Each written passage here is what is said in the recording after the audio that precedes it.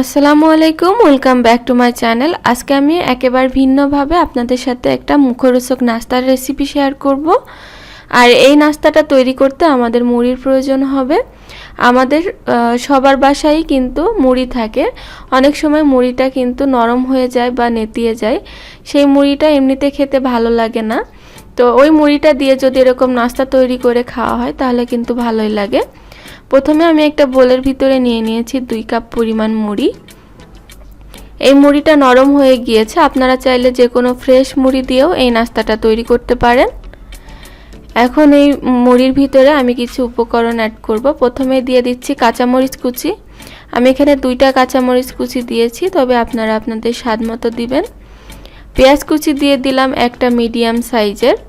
দিয়ে দিচ্ছি ধনেপাতা কুচি 2 টেবিল চামচ পরিমাণ। এরপর এখানে দিয়ে দিচ্ছি স্বাদমতো লবণ। এখন দিয়ে দিচ্ছি রসুনের গুঁড়া 1/2 চা চামচ পরিমাণ।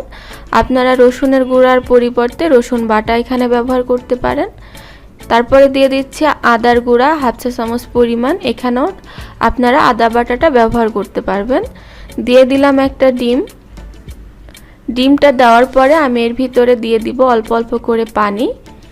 তো পানিটা একবারে অনেক করে দেওয়া যাবে না, আমি জাস্ট মুড়িটা একটু নরম করার জন্য বা একটু নেতিয়ে নেওয়ার জন্য একটু একটু করে পানি এখানে অ্যাড করছি আর একটু উল্টিয়ে পাল্টিয়ে মিশিয়ে নিচ্ছি। তো আমি এরকম মেশাবো আর পানিটা দিতে থাকবো।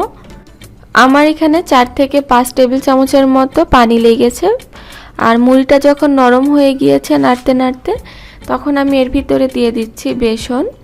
আমি এখানে 1/3 কাপের মতো বেসন দিয়ে দিচ্ছি। আপনারা চাইলে বেসনের পরিবর্তে ময়দাও এখানে ব্যবহার করতে পারেন।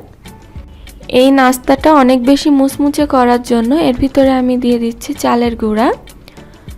তো এখানে আমি 3 টেবিল চামচ পরিমাণ চালের গুঁড়া দিলাম। চাইলে আপনারা এখানে কর্নফ্লাওয়ার ব্যবহার করতে পারেন। দিয়ে দিচ্ছি চাট মশলা 1/2 চা চামচ পরিমাণ। চাট মশলা যদি না থাকে তাহলে ভাজা জিরার গুঁড়া দিলেও হবে। এবার আমি সব উপকরণগুলোকে হাত দিয়ে আমি মাখিয়ে নিচ্ছি। প্রথমে একটু আলতো করে মাখিয়ে নিতে হবে, তাহলে সব কিছু একসাথে মিশে যাবে। তো এই পর্যায়ে যদি মনে হয় বেশি শুকনো টাইপের, তাহলে সামান্য একটু পানি অ্যাড করতে পারেন। আর যদি বেশি নরম হয়ে যায় তাহলে আরেকটু বেসন এখানে অ্যাড করতে পারেন। তো আমারটা মাখানো হয়ে গিয়েছে, আমি এবার শেপ দিয়ে নিচ্ছি। তো এখানে যার যার পছন্দ অনুযায়ী শেপ দিতে হবে। আমি এখানে একটু লম্বাটে করে শেপ দিয়ে নিচ্ছি। আপনারা চাইলে হাতটা ধুয়ে হাতে সামান্য তেল মাখিয়েও শেপটা দিতে পারেন। তো এখন আমি চুলায় চলে এসেছি। চুলায় একটা পাত্র বসিয়ে পরিমাণ মতো তেল নিয়ে আমি হালকা গরম করে নিয়েছি তেলটা কিন্তু খুব বেশি গরম করা যাবে না, তাহলে এই নাস্তাগুলো ছাড়ার সাথে সাথেই উপর থেকে কালার চলে আসবে আর ভিতর থেকে কাঁচা থেকে যাবে। তো যতগুলো নাস্তার ভিতরে ধরে আমি ততগুলো দিয়ে নাস্তাগুলোকে ভেজে নিব। কিন্তু চুলার আঁচটা এই পর্যায়ে একেবারে লোতে রাখতে হবে। নিচের পাশটা যখন একটু শক্ত হয়ে এসেছে তখন আমি উল্টিয়ে দিচ্ছি। আর এইভাবে উল্টিয়ে পাল্টিয়ে একটু সময় নিয়ে গোল্ডেন কালার করে মুচমুচে করে এই নাস্তাগুলোকে ভেজে নিতে হবে। এই নাস্তাগুলো কিন্তু উপর থেকে অনেক বেশি ক্রিস্পি হয়। তো দেখতেই পাচ্ছেন আমারটা হয়ে গিয়েছে, সুন্দর একটা কালার চলে এসেছে। তো এগুলোকে আমি এখন নামিয়ে নিব আর বাকি নাস্তাগুলোকে একইভাবে আমি ভেজে নিব। তো দেখতেই পেলেন কত ঝটপট নাস্তাটা তৈরি হয়ে গেল। হাতের কাছে থাকা অল্প কিছু উপকরণ দিয়েই কিন্তু এই নাস্তাটা বানিয়ে নেওয়া যায়।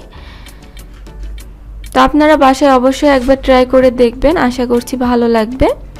আমার রেসিপিগুলো যদি আপনাদের কাছে ভালো লেগে থাকে আমার চ্যানেলটি সাবস্ক্রাইব করে রাখবেন। ফ্রেন্ডস অ্যান্ড ফ্যামিলির সাথে আমার রেসিপিগুলো শেয়ার করবেন। আজকে আমি এখানে বিদায় নিচ্ছি। সবাই ভালো থাকবেন, সুস্থ থাকবেন। আল্লাহ হাফেজ।